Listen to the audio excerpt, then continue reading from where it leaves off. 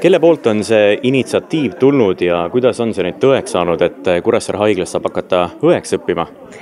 Ikka koha pealt tuleb initsiatiiv, ega kõrgkool ei saa kuskile lihtsalt minna ja öelda, et nüüd me tulime teid siia õpetama, vaid ikka koha pealt Kuressaare haiglast ja siis kohalik omavalitsus tuli ka taha ja õdede liit loomulikult ka, nii et niimoodi me saamegi kuskil regioonis õpet alati alustada. Ja kellega koostöös see õpe hakkab siin toimuma?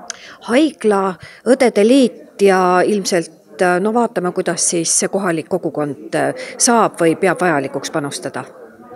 Ja keda te ootate siia õppima, et milline haridus peab inimesel varasemalt olema või milline paber? Gümnaasiumi haridus peab kindlasti olema, aga kõik muu sobib ka sinna juurde, mis eelnev elukogemus ja erinevad teised haridused ja töökogemused, kõik inimesed, keda huvitab õppida õeks ja kes tahavad õppida 3,5 aastat Kuressaares, siis kõik on teretulnud. Ja kui inimene on nüüd ära lõpetanud, et kuhu tema tööle saab minna või mis paberi tema siis saab?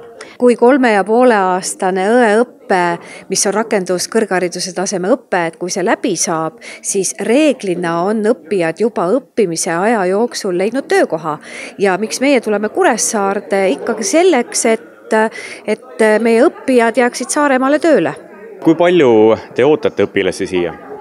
30 oleks tore, kui me saaksime õpperühma.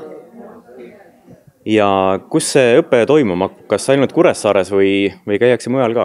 Õpe hakkab toimuma siis Kuressaare haigla juures, siin on kohe eraldi ruumid selle jaoks, aga õpet hakkab toimuma ka Tallinnas, sellepärast, et mitte kõik sisseseaded ei ole siin haigla juures olemas, vaid need simulatsioonikeskus on olemas Tallinnas ja siis tuleb teatud kursused läbida Tallinnas ja teiseks ka Tartus Kaitseväe ühendatud õppeasutuse juures on siis üks eraldi kursus veel.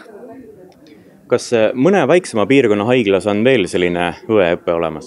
Ei, hetkel ei ole õeõpet olemas, aga meil on olemas mitmeid rühmasid töökohapõhise õppena, näiteks hooldustöötaja õppe näol ja selle koha pealt saab ka öelda, et kui mõni asutus on ühe korra juba meid kutsunud koha peale õpet läbi viima, siis ta kindlasti kutsub meid veel, sellepärast et seda kasu tuntakse rohkem kui lihtsalt töötajate välja koolitajana.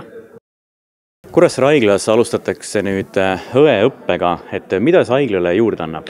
No haiglad annab esiteks juurde ikkagi sügavust, see tähendab, et meil tekib enamat perspektiivi järelkasvu osas. Et see on see põhieesmärk, aga ma ei väsi muidugi toonitamas seda, kui oluline see projekt on regionaalpoliitiliselt Saaremaa jaoks.